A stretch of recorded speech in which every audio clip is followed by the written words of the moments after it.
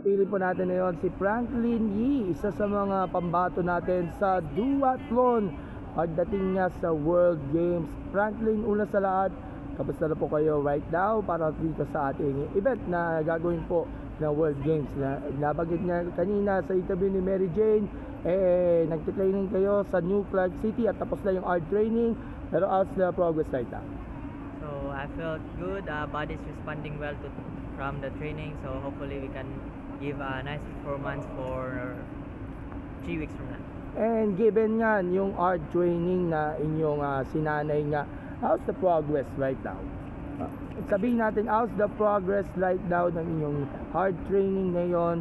Kahit maulan, ituloy-tuloy pa rin ang training ninyo. Yes. We have adapted from the training first few weeks, and until now we have adapted the training from the hard and until now. So the training has been very good. And looking at the competition wise, ano siguro yung talaga namang expectations niyo dito sa inyong sasalihan nila sa men's duathlon?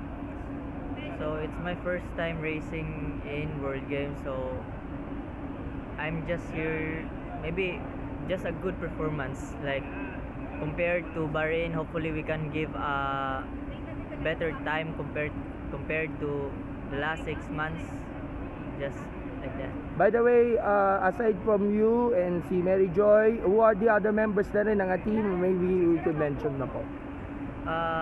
Kim Mangrubang, Maynard Pexon, Patrick Seron, and Bia. Yep. Okay, so go, of course, the support na rin ng ating PSC, POC at TRA para dito sa ating competition. Kahit alam natin alanganin yung training ninyo dahil maulan at ginagawa ninyo yung very best sa tulong na rin ng mga supporters na rin. Ano ang masasabi niyo sa support nila?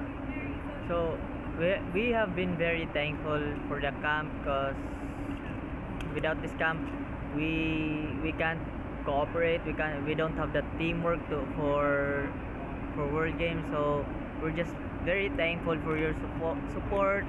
We're very grateful for everything that you've done for us. Okay, it's your turn to panawagan, pasasalamat sa lahat ng mga viewers natin and to show your love and support nila para sa ating team. Okay, so I would like to thank Team Asian Orthopedics, Doc Soy, Doc Pierre, and Doc Claire for your support, and to Team UEC, our teammates, Coach Arvin. Sa University of San Carlos, no? Yes po. Okay. And to Team Baguio, for Coach Lou, Coach Jet, for everything that you've done for us. So, and that's all. Thank you so much, Franklin. Good luck and God bless and see you soon. Thank you.